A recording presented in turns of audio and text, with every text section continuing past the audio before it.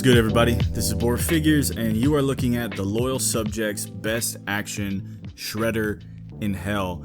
And this figure pack right here costs $30. It's a retail, it's $34.99. You know, you look online some places, but I found this at Walmart for $30, which means that this figure and this box set, everything it comes with, is in direct competition with Marvel Legends, McFarlane, and a lot of these major toy companies, billion-dollar companies that are, you know, dominating the lower budget $20 to $30 price range figure market.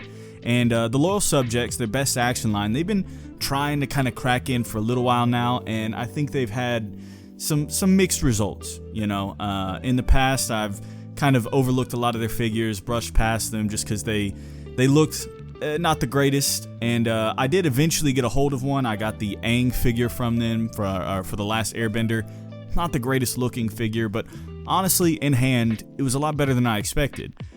So whenever I saw that this figure was coming out, I'd seen it on Paternia's Twitter page a while back, I was very interested. It looked like Best Action or Loyal Subjects was trying to take some of the criticism they've been receiving and bringing a lot of improvements to their figures and the value that you get for the price point. And I think that raises an interesting conversation to talk about a new competitor coming into this price range and what that means for the larger companies and how we as the consumers sort of benefit from this. And I know a lot of people hate it when you start criticizing their precious Hasbro, their precious McFarlane, and I don't, you know, I'm not here to shit on them. You know, there are some merits to them, and I think people who a lot of people like to use hyperbole when it comes to talking about and criticizing their figures, because let's be honest, so many people meat ride the fuck out of these figure companies to the point where you can't really say anything critical about them without somebody whining or calling you ungrateful or entitled or some other shit like that, when the reality is that we live in a strongly capitalist dominated society across the world. And these companies, these corporations, they prioritize their bottom line, how much money they're going to make, over giving the consumer a better product every single time. And if we as the consumers don't have an ability to say something, or smaller companies like the Loyal Subjects here don't have the ability to wedge their way into the consumers' hearts and minds, then we're fucked. It's only going to get worse. It's only going to continue to depreciate and fall apart and become this dilapidated husk of an industry that we as the consumers are just in a perpetual cycle of. Little bit of a rant aside, the point is that Marvel Legends, Hasbro, McFarlane Toys, they're multi-billion-dollar, $100 million companies, and they have the ability to give us a better product. But the fact is, the people who run these corporations now, the people who run Hasbro and these major toy companies, are not the same people who are running them back when they really established themselves as titans in this industry.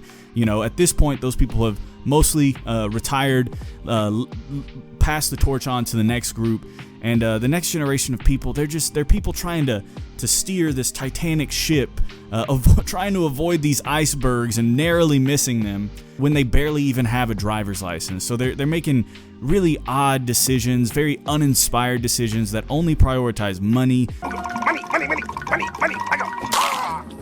They don't care if the company goes under as long as they have their pockets padded before that happens. And if we as the consumers are not able to speak up and say something, give feedback, then, you know, our precious Marvel Legends is going to fall to the wayside. Another manufacturer might get it if we're lucky, or who knows what would happen. But whenever we have companies like the Loyal Subjects coming in with a competition, you know, obviously it's not competing with Marvel Legends. It's not a Marvel character. It's competing for your $20 to $30. You walk into Walmart, you can only buy one figure, and you have a choice between this or the current Marvel Legend or G.I. Joe or DC Multiverse that's on the shelf.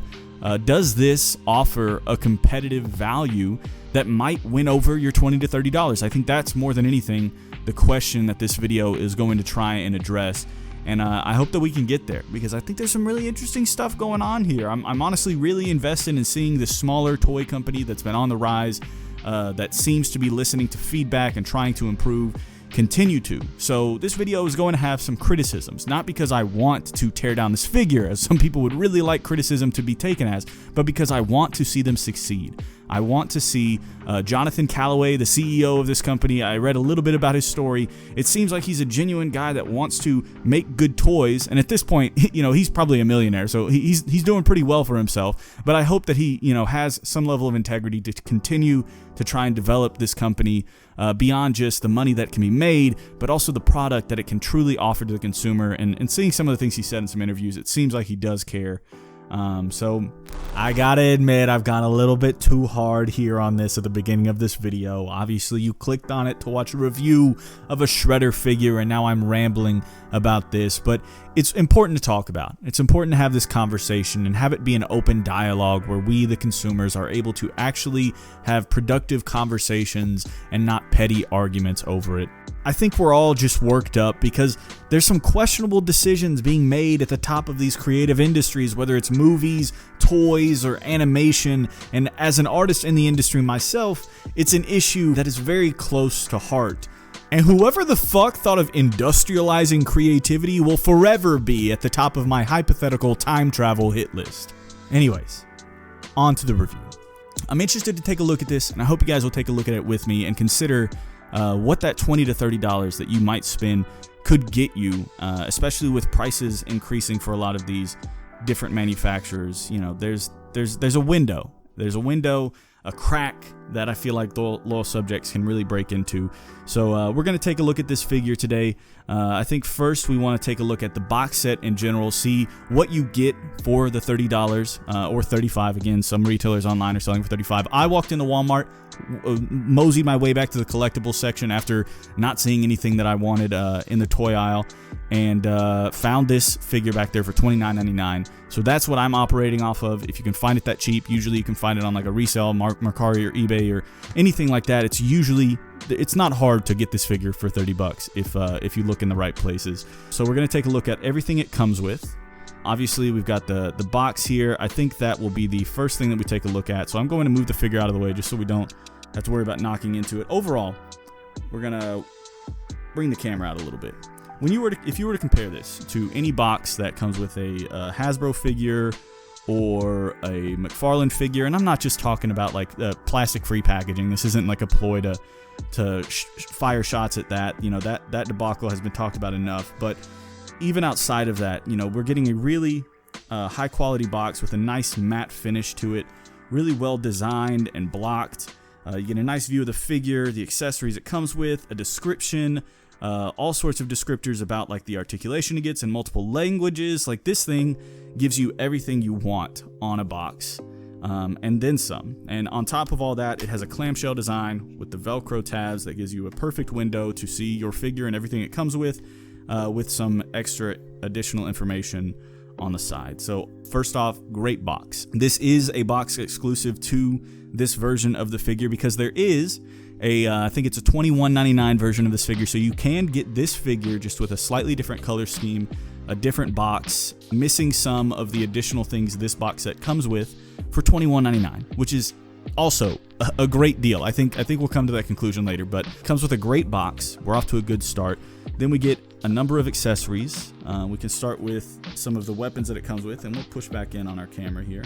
So we've got this little axe that he comes with. You'll see mine does have a slight paint defect. Nothing major, but oh Lord. Outside of that though, the paint is very clean. You notice on the bands, along the pole, very clean. So not very much paint slop on these accessories. Same thing going on the sword. Fairly clean, especially at this price point. I would say this is almost as clean as like a SH Figure Arts or Mafex accessory. Not to say the paint quality is. It is a little bit more of a thicker paint application. You can see some of the texture of the thickness of the paint.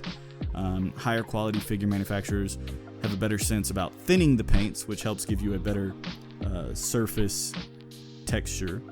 But overall, the application is very clean, not too much bleed. We also get an array of hands. We're going to start with the open palm, open gripping, sort of Kamehameha hands. Paint apps are a little bit sloppier here, but not major. Nothing that you won't see from other companies at this price point. when you're dealing with a more organic form, I can imagine that is probably a little bit more difficult to get clean paint apps on. We also get some alternative shredder shredding hands with these sort of like energy blades. This box set does come with a comic, which we'll look at in a second. I did not see these blades within there, but maybe I wasn't paying enough attention. But also, it was only the first issue in a full comic series, so perhaps it hasn't happened yet. He also comes with these energy effects. I'm not sure what this one is. I don't know if it's like a ghost energy hand that's supposed to grab his face. I don't know if it's supposed to go on a fist, of which he doesn't come with any that don't have blades like this. So I'm not exactly sure what this is. Also comes with this little energy spike ball that has like a flat divot. There it is right there. That I don't know what that's supposed to go on. Again, I didn't see it in the first issue, but even outside of that, these are just cool little energy effects that you can probably come up with some sort of interesting or unique use case for figure photography. And lastly, he comes with an alternative head sculpt. This is where we get a little bit more paint slop. Obviously, we've missed the sideburn a little bit over here. His skin tone is a little too pale for my liking, but all in all, the sculpt itself is pretty nice, pretty accurate to the comic book itself. It's not bad. You know, it could be a lot worse. The last bit of accessory that it comes with is going to be this comic book right here, the issue 1 of the new IDW comic Shredder in Hell. And again, we're going to bring back the camera a little bit and take a closer look. If we were to compare this to other comics that you might get with some figures, I think the most apt example I can grab right away to show you would be this comic book from Foray Planet that comes with Master Wang. And I'm gonna be honest, I don't like shitting on other people's art. I'm an artist myself, an animator, and I do not just do this to be an ass, but this thing it's just kind of thrown together. The art is very rushed, it's very sloppy, it's definitely taking some shortcuts, try and get it out. It could have taken a little bit more time. The writing and the story itself is not really there. It's not all that compelling. There's not much writing. It's just a lot of action. And what writing there is very mediocre. But in Foray Planet's defense, this is just a bonus they threw in. The value of the figure you get itself is already there. You know, you're getting all of the accessories and an incredibly large, nicely painted figure that covers the cost of what you were paying for. So this is just an added bonus. In the case of this comic book, though, this is a selling point of this box set because the figure itself is a $21, $22 figure in most cases. And outside of this comic book, the only things you're getting are some slightly different accessories, a different paint application, and a nicer box. So this comic book actually has some weight to it for the value of this comic, or for the value of this box set. And in general, this is a really well-written comic book, very compelling, very interesting. I was not expecting to get invested in the story of this. I don't read comics very much anymore. I used to be a comic collector when I was like 18 and 19, but it's been a while. But this has got me invested. I'm interested in exploring this story more. I don't want to spoil too much, but even just the first panel, it's immediately visually stimulating. Some incredible paneling here with this sprawling fight that goes across with him fighting the turtles, going across, finishing with this little interaction with Splinter that's kind of overlaid over itself, and then this final blow, not much of a spoiler, Shredder got to hell somehow, right? And then obviously that spirals the story of his journey through hell, which is very much akin to old Eastern stories like Journey to the West is one that comes off the dome. Obviously a story that is very close to me, that it feels very similar as far as the themes that it's trying to balance with his character, with his redemption, his journey from going from this scoundrel who has hurt and damaged a lot of people, and the ghost of his past coming back to haunt him, the weight of the power that chose him, that he did not choose, and the way that the power controls him and his journey to learning how to control it himself. You know, like it's honestly pretty dope. It's a great comic book, and if I were to think about like the average value of a comic book, I guess this would be like $5 ish. I'm not sure if that's still how much comic books are. They might have gone up, they might have gone down, who knows. But I think in general you get a pretty good deal for everything here. You get a pretty solid figure, which we're going to go more into depth now. You get a pretty solid box, assortment of accessories, and a nice comic book that might get you invested in exploring more of the series. Like I'm probably going to binge watch some more of the series, find it online somewhere, because it's gripped me. It's honestly really cool. It's a new fresh take, fresh story, talking about this character we've all grown up with and loved in Shredder. Even though he's a bad guy, it's a bit of a redemption arc for him, and I'm interested to see how it goes. All of that being said, we've now got the figure itself, and as I hinted at a little bit in the beginning, I got some criticisms. Okay, it's a good figure, but it can be better. And I hope that if anybody at Loyal Subjects watches the reviews of their figures or comes across this by some chance, that there is something to be taken away from these criticisms, to see that they have a lot of potential, and I want to see them come in, because I don't think any of us really want to be in a world where these massive, long-standing corporations are dominating everything. I mean, we're pretty much already there. So seeing these smaller companies coming from creatives just trying to make a stake and make their own name in this world and build something on the foundations of the titans that have come before is really admirable, and it's something we should all be pushing for. So I want to support this line. I want to continue to see improvements, and I think with this specifically, this IDW Ninja Turtles line that they're doing, they've done the 4 Turtles, and Shredder in both his default colors from the IDW series and his more muted, toned down colors from this Shredder in Hell series. They all seem to be great figures, and a lot of people are really enjoying them, but they do have some room to improve. So let's go ahead and take a look at him. We're going to start with some of the articulation. One thing that I want to address before anything else is the bicep swivels at the shoulders. When I saw this figure in Walmart, there was 3 boxes, and 2 of the boxes had the shoulders essentially, it didn't look like they could come down much further than this, and they were separating at the bicep swivel. One of them to the point where the arm was literally off in the box. So I think there is a concern to be had with the bicep swivels being problematic. You can see it's kind of separated a little bit on this side, but I don't have much of a problem of it wanting to easily come off.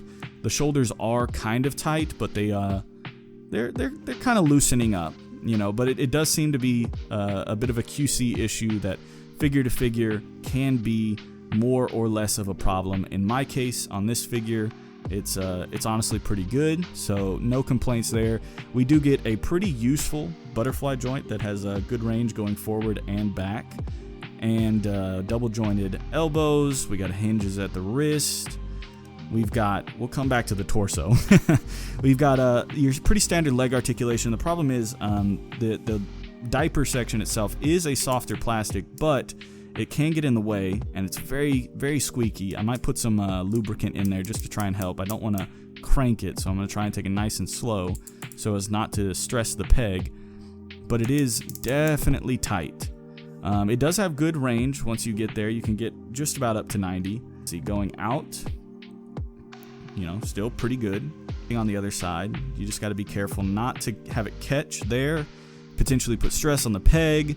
Obviously, there's a lot of squeaking. It's just kind of a QC thing, I think, that they're still tightening up on, which is to be expected from a company that has less of an infrastructure. When we have those kind of issues from figures like McFarlane and Hasbro, I'm a little less forgiving, because they are, again, multi-billion-dollar, $100 million companies that should have the infrastructure to do a little bit more due diligence with their QC. The double jointed knees on this figure are actually really smooth, much smoother than most figures at this price point. And then we do have ankle tilt that gets you plenty of range, and articulation or tilt at the ankle. So all in all, pretty great articulation, except for the torso. Now we do get a waist swivel, which is again very tight. There it goes.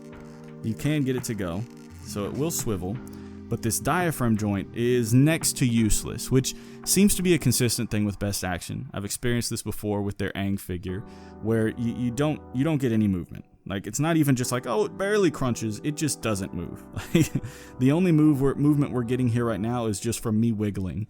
It is not going to hold a position, it is not going to move anywhere. It is legitimately a useless diaphragm cut, and that is probably the biggest shame. The head itself, we did kind of skip over, does have some pretty great range. It can bury the chin. It doesn't have the best looking up. That's probably its biggest shortcoming, but we do get considerable amount of tilt, which if I have to choose between being able to tilt or look up an extreme amount, I'm going to choose tilt every day because I can put a lot more character into the pose.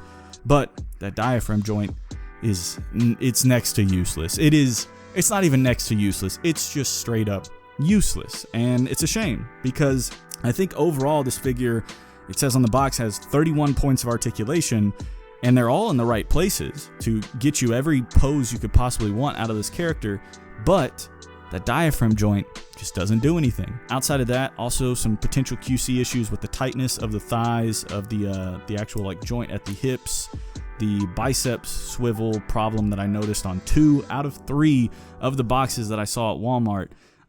Were not the greatest. Were not the greatest looking. Thankfully, this one seems to be one of the few that is all right, but I'm not going to say that it is the standard for it. But outside of that, outside of articulation, aesthetically, the figure looks great. The paint apps are really clean. We can look at the line on the bicep. No paint slop between the wraps and the actual skin tone. Got clean paint apps between the metal on the gauntlets and the wraps. We've got clean paint apps on the belt. No paint splotch between it and the surrounding areas. Same thing on the lower legs. And the rest of it is mostly molded plastic. But it looks good. It seems to me like Loyal Subjects has gotten some new talent as far as sculptors. And I think that's great, and they need to continue to invest in these new talents because one of their weaker points in the past with their Lord of the Rings figures, their anime figures, their Avatar figures have been the sculpting, without a doubt. I think they needed some new sculptors first, so this seems to be the first thing they're tackling. Next, we got to work on the engineering. You know, all of the joints are there. It's not a matter of needing to add joints or add new moving parts. It is just a matter of spending a little bit more time on adjusting tolerances and getting it to the point where this diaphragm cut can actually move. I think if they tie that down and they work on some of the QC issues with the bicep swivels and the hips, we could really have a great line of figures at this price point. And even still, for what they are, coming from a company that has a lot less infrastructure and is a lot smaller than some of these other companies, I think they've done really well. And I think that they care. They cared enough to make a box that goes way far and above and beyond what they realistically needed to do. There is a lot of care and attention put into the sculpt work and the paint detail. There's just a couple small hurdles they have to overcome with tying down the articulation and working on some of the QC issues that comes into play with that. But outside of that, they're really doing something great here. I think now I want to see what we can get out of this articulation, see what kind of simple poses we can probably get. We are going to be severely hindered by this torso articulation, but we're going to try nonetheless. First, we're just going to get him into a simple walking pose. So we're going to get him kind of strutting, get one leg forward, get his other arm forward and back. There we go. We got him coming in. If we could add just a little bit more canter to the upper torso with that diaphragm cut, it would be even better, but even still, he's looking great. Let's add a little bit more action to that. Let's get him sprinting a little bit. I'm going to be really careful with this hip because I am deathly terrified of that thing snapping. I've had it happen with other figures in this price point of similar quality plastics, and you know, I just feel like there's a danger afoot. So we can get him kind of running, but again, just that super stiff, basically non-articulated torso at this point definitely hinders it. I do intend to try and go in with some heat, pop it apart, see if I can do some cutting to make some clearance for the pegs that are in there to move a little better. But, you know, I don't feel like doing that for this video, I want to be honest. So I might do like a YouTube short or something with that. I don't make enough of those, so maybe it'll be an excuse too. So if you're looking for an update on seeing how I do that, just keep a lookout for that. We can also try and get him down into a bit more action, have him taking a step forward. Let's have him winding up to go for a slash. Again, being really careful with these hips. You know, he can get it a little bit. It's not bad. If we could get a little bit more movement out of that torso outside of just being able to rotate, which is essentially what's happening here, I think would be a lot better off, but being able to rotate it does give a little bit more of an illusion of him twisting down a little bit just because of the shapes and the way they collide. So this isn't too bad. And we'll go ahead and get him back into his resting neutral pose. One thing that I like to do when I have figures that have larger biceps like this, they're generally people with a lot of upper body strength who could probably do calisthenics if they weren't too busy being badass. You know, they likely have pretty large lat muscles, but because of the nature of these figures, they can't put too much bulk back here, otherwise it would get in the way of articulation. It would hinder some of our movement. So in order to sort of evoke the feeling of lats pushing it out, they would be pushing out the triceps. So I like to angle the biceps in a little bit like so, rather than just having them straight forward, because then it just feels like he's a toy. Or, you know, you can do that. I think if you're retracting his shoulders back, that would make sense. His lats are being pulled back. But if he has his arms forward and he's kind of hunched, maybe, you know, you want to bring those biceps in a little bit. Maybe not quite as much as I've done there, but, you know, a little bit of a balance. So overall, I think the figure, that, like I said, they brought on some new talent for the sculpting, and it certainly shows. The sculpting of this figure is fantastic. It looks spot on to the box art. They had zero issues with replicating that, and I think if they just worked on some of the tolerances for the articulations themselves, they don't really need to change it up. I don't want them to go the ab crunch route. I enjoy the diaphragm cut, and the waist swivel combo is all right. Obviously, we could prefer having a ball joint at both the diaphragm and the waist, but that might be too many moving parts for them to realistically, with a smaller company of this size, keep it at the price point. So if they have to keep and maintain this articulation setup for the price point, I think that's perfectly fine, as long as they just work on the tolerances and tighten down some of these QC issues with the tightness of the hips and the bicep swivels. Although things like that are not anything that other figure brands at this price point don't also suffer from. Even some of the better lines. I think Hasbro does an incredible job with their G.I. Joe line majority of the time. They also run into some really bad hip problems. So it's not something that is exclusive to this company.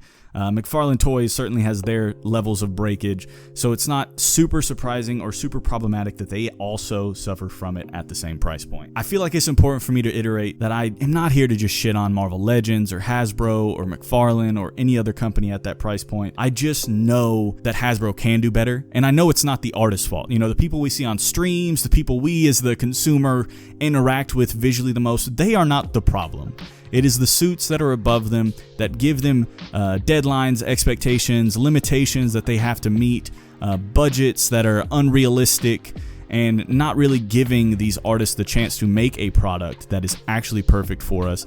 And now, you know, that's led to things like, well, the only way we're going to let you guys make something like that is if you get paid first. So we get things like HasLab and these all weird, complicated things that are just workarounds for us to just get figures that are good. And it's not that Hasbro can't do it. You know, maybe the Marvel Legends have to pay a licensing fee. It doesn't matter to the consumer. We should be educated on understanding it. I think it's important for us to, as consumers, be educated. But it is not our problem. It is not something that we are the people who have to deal with. So using that as an explanation of why we should be happy with the product we got, it just doesn't work like that. You know, it can be a way for us to understand that they have to deal with things like that, but ultimately, if we are spending the money as consumers, it is reasonable for us to expect something better. And again, Hasbro does it. Their G.I. Joe line, it has a great balance of articulation, tons of accessories, great paint apps, great sculpt work. Like, they do incredible jobs there. Even their Fortnite line was also really, really awesome.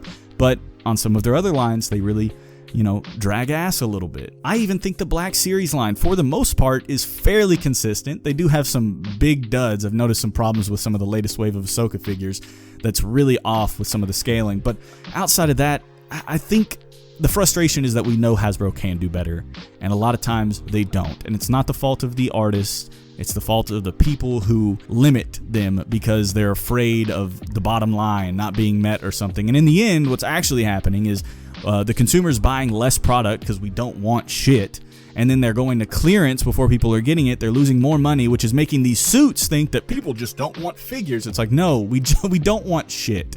Give us something good, and we will buy everything at full price because we're afraid that it's gonna sell out and we're not gonna get it. But if everything is so easily available because it's so poorly made and it goes to clearance every time, consumers, we get wise. You know, we start playing the game. You know, we're not here to spend money on shit. We're here to spend money on something we love, and if we don't love it, we're not gonna buy it. So I think the Loyal Subjects has a window of opportunity here, and I really hope that they can do it. McFarlane, I think, is improving a lot. They've only had the DC license for a couple years now, and I think in the last couple years, it's clear that they are trying to improve and get better, but they've very clearly had some problems in the past that are more than worth shitting on a little bit.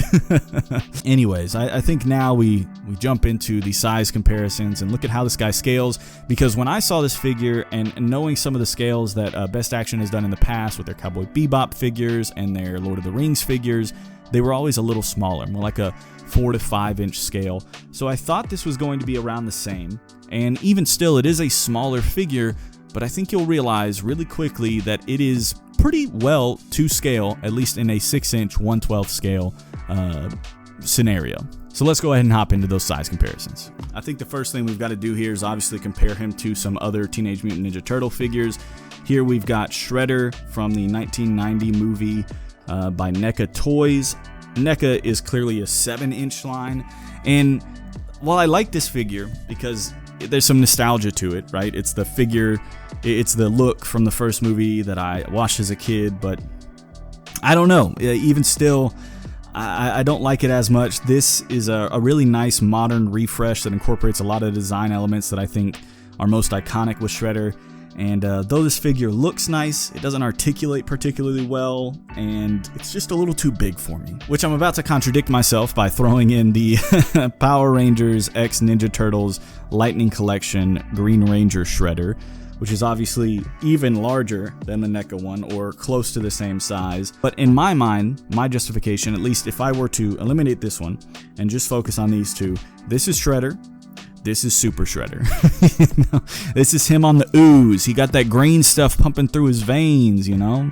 So much so that he's ready to go fight some fucking kaiju. Next, we're going to throw in a couple Ninja Turtles themselves. We got the Last Ronin. And, you know, obviously this is a bit bigger than Shredder. It makes Shredder look very small, but that's another reason NECA figures are 7-inch. But because this is a grown, older Ninja Turtle, and even outside of that, I don't mind the Ninja Turtles being bigger. They are mutant turtles. Even still, this figure is older, so I can justify that maybe as teenagers they were around the height of Shredder, maybe a little shorter.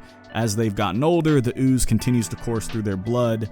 They have gotten a little bit larger. We're going to slide everything over for the next figure. Next, we're going to bring in the Super 7 Leonardo, which is a figure based off of the original toy look, just with added modern articulation. Honestly, such an awesome figure. I'd love to get more from that line. Shredder keeps falling over here. He's not liking it. He feels a little crowded, but a great figure nonetheless. And we can go ahead and get those guys out of there. Obviously, those figures didn't do too much justice to the size of Shredder, making him look pretty small, but a lot of those NECA figures are 1/10th scale 7-inch. So now we're going to bring in some 1/12th scale ninja characters. We've got the G.I. Joe Snake Eyes, and while we're here, might as well bring in his counterpart, Storm Shadow. Next, we'll bring in the Marvel Legends Elektra, which the foot soldiers from TMNT are based off of the hand. Next, we're going to bring in the Power Rangers Lightning Collection Ranger Slayer. And lastly, we'll throw in the SH Figuarts Naruto. Obviously, looking at these guys right here, I think Shredder scales pretty well. Looking it up, the actors who played him in Secret of the Ooze and the original movie were 5'8", 5'9", and to a relative 6-inch scale, that is actually about the height that this figure would be. Maybe it's a bit small, but he works with other ninjas, and I'm a fan of a small, short king, powerful package Shredder. Let's go ahead and get those out of there.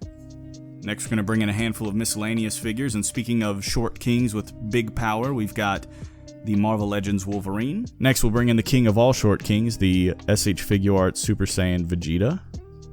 Next, we've got the most powerful character here, the Mezco 1/12 Collective Popeye. Then we're going to bring in another figure that meets at that $30 price point. We've got the Deluxe Marvel Legends Black Widow. And just to clarify, this figure also has some of its problems. The neck, for mine at least, does not stay attached. The glue came undone. Obviously, I can glue it back, but it was a problem straight out of the box, and I've kind of left it just because it's kind of funny and it doesn't inhibit anything. It's just something to note. Then we've got to bring in another Best Action figure. This is going to be their Avatar Aang figure, which is honestly a lot better than I expected, but that head sculpt leaves a lot to be desired. I might one day make one myself, who knows. Then we've got another budget figure line figure. This is going to be from the Bandai Anime Ultimates, something like that. I can't remember. Ultimate Legends, whatever they are. Demon Slayer Tanjiro. And then we'll bring in another budget figure line, the 4-inch Fortnite, I can't remember what the series is called, Fortnite line from Jazzwares. This is AXO. And lastly, we'll bring in something a little fun, someone who absolutely dwarfs Shredder, and that's going to be the SH Figuarts Majin Buu, whose ankles are not trying to cooperate with me right now. And we can get those out of there. Woo, my first unsuccessful grab. And lastly, to round off size comparisons, you know how we do this. We've got my original character, a work in progress, Laos. And the figure from my last video, which is going to be the Black Series Obi-Wan Jedi Legend. Alright, y'all, that's going to wrap things up for us. As you can see, Shredder's posture when sitting on the couch is absolutely immaculate. Once again, coming back to that wonky little diaphragm cut. I hope you guys were interested in the little conversation we had today about these budget figures. I mean, figures in general. We have to be able to be critical, talk about them, not because we want to tear down figures, complain, be entitled, but because we want them to be better. We want to continue to see improvements from these companies because we love the hobby, we love the art form, and criticism is essential. As an artist who has spent years developing my craft, if it wasn't for people being critical of my work, telling me ways I need to improve, I would not be as good as I am. I would not be able to do the things that I can. And the people who make these figures, these artists who are experienced, knowledgeable, they understand this. They know that. They want the criticism. There's a way to go about doing it. You know, there has to be good intentions behind it. And for the most part, most of us have them. But then we start fighting amongst each other because we're upset that somebody's insulting our favorite figure company, and we're afraid that they're gonna take it away from us if we complain too much. And at a certain point, y'all, like, revolutions are started by people who are willing to push against the grain and make a difference, not by people who are afraid that if they push back against their king, they're not gonna get fed. It's like, oh, please, sir, can I have some more? No, you don't need more of it if you're only gonna get more shit. Respect yourself more. Care about yourself more. Stand up for what you enjoy and give some criticism, some well-meaning criticism that allows these companies to grow. Because at the end of the day, the relationship between the consumer and these companies is #1 priority in any sort of capitalist environment. We all have our criticisms about capitalism and whether or not it should exist, whether or not it needs to change, whether or not we need to work on it, whether or not these corporations are eventually going to dominate the world and we're going to live in a dystopian cyberpunk future where everything is fucked up and Shredder's finally got what he wanted. Anyways, y'all, that's all I've got for now. Check out my Instagram, I post pics like these, and check out another video where I grab a random figure to talk about or some shit. I don't know. Bye, y'all.